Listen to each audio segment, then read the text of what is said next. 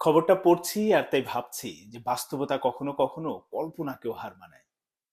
শেখ হাসিনার খুবই পছন্দের ছিলেন সাকিব আল হাসান। তাকে পছন্দের কারণে তাকে আওয়ামী লীগের নমিনেশন দিয়েছিলেন, এমপি বানিয়েছিলেন। এবং এই এমপি বানানোর কারণে সাকিব আল হাসান দেশে আসতে পারছেন না, জাতীয় দলের খেলতে পারছেন না।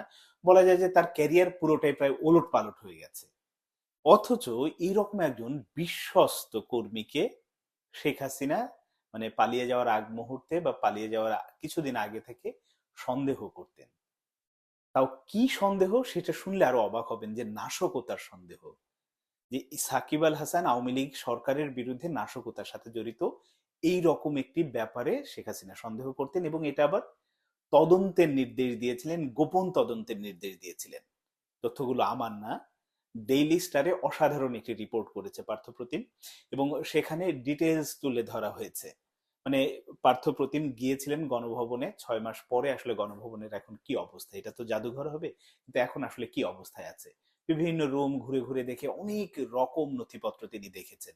অনেক কিছু চুরি হয়ে গেছে, অনেকে নিয়ে গেছে, পুড়িয়ে ফেলেছে, অনেক রকম ঘটনা ঘটেছে, ভেঙে ফেলেছে। কিন্তু পার্থপ্রতিম ঘুরে ঘুরে বিভিন্ন যে নথিগুলো দেখেছেন, তার মধ্যে যে তথ্যটি আমার কাছে, আমি একজন স্পোর্টস লাভার হিসেবে আমার কাছে অন্যরকম মনে হয়েছে, যে সাকিব আল হাসানকে সন্দেহ করতেন। এই যে দেখুন, একেবারে স্পষ্টভাবে দুজন মানুষকে তিনি নাশকতার সাথে জড়িত থাকতে পারে বলে সন্দেহ করেছেন এবং গোপন তদন্তের নির্দেশ দিয়েছেন। একজন হচ্ছে সাকিব আল হাসান, আর একজন পুলিশের কর্মকর্তা বেনজির আহমেদ। বেনজির আহমেদের বিরুদ্ধে ওই সময় শেখ হাসিনা ক্ষমতায় থাকা অবস্থাতেই এক ধরনের গোপন তদন্ত হচ্ছিল তার কর্মকাণ্ড নিয়ে। শেখ হাসিনা বেনজিরের ওপরে খুশি ছিলেন না, কিন্তু সাকিব আল হাসানের ওপরে যে খুশি না, বা সাকিব আল হাসান এরকম কাজের সাথে যুক্ত থাকতে পারে, তিনি তাকে সন্দেহ করতে পারেন, গোয়েন্দা সংস্থা এইরকম রিপোর্ট দিয়েছে এবং সুপারিশ করেছে, এবং শেষ পর্যন্ত এটা গোপন তদন্তের দায়িত্ব দেওয়া হয়েছিল। এইটা পড়ার পরে আমার না অনেক কিছুই অবিশ্বাস্য মনে হয়, যে কাকে কিভাবে দেখছেন।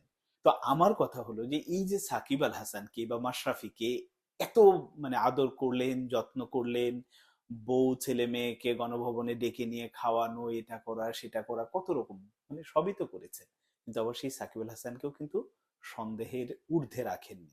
এই যে অভ্যুত্থান না হলে, এরকম একটি গণবিস্ফোরণ না হলে, এই যে তথ্যগুলো, এটা তো গণভবনের এই ভেতরের এই তথ্যগুলো আমরা কখনো জানতে পারতাম না লিখিত আকারে। এটা যদি কেউ আবার ভার্বালি বলতো যে হ্যাঁ এটা শুধুমাত্র একজন অভিযোগ করছে, তা না, লিখিত আকারে আছে এরকম অসংখ্য ডকুমেন্ট। তার আসলে আমরা যেটা ভাবি, আমরা যেটা দেখি, ব্যাপারটা তা না, ভেতরে আরো অনেক কাহিনী থাকে, অনেক কিছু থাকে। আমি জানি না সাকিব আল হাসান পৃথিবীর এখন যেখানে, সেটা আমেরিকায় আছে বা দুবাইতে আছে, যেখানেই থাকুক না কেন, এইসব বিষয় নিশ্চয়ই আবার তাকে মুখোমুখি হতে হবে, উত্তর দিতে হবে। মানে সম্পর্কগুলো কিভাবে একদিক থেকে আরেক দিকে চলে যায়। আমরা সম্প্রতি দেখেছি যে উত্তরাতে মানে যে মেয়েটা ওই লোকটাকে সন্ত্রাসীদের হাত থেকে রক্ষা করলো, পরের দিন দেখলাম তিনি তার স্ত্রী না, অন্যের স্ত্রী তার সাথে পর, অনেক রকম আসলে আমরা যেটা ভাবি, আমরা যেটা দেখি, ব্যাপারটা আসলে সাদা চোখে ওরকম না, ভেতরটা অন্য কিছু থাকে, অন্যরকম গল্প থাকে। সাকিব আল হাসানের এই ঘটনাটা, এরকম সন্দেহ করার যে ব্যাপারটা জানলাম, আমার কাছে সত্যি অবাক লেগেছে।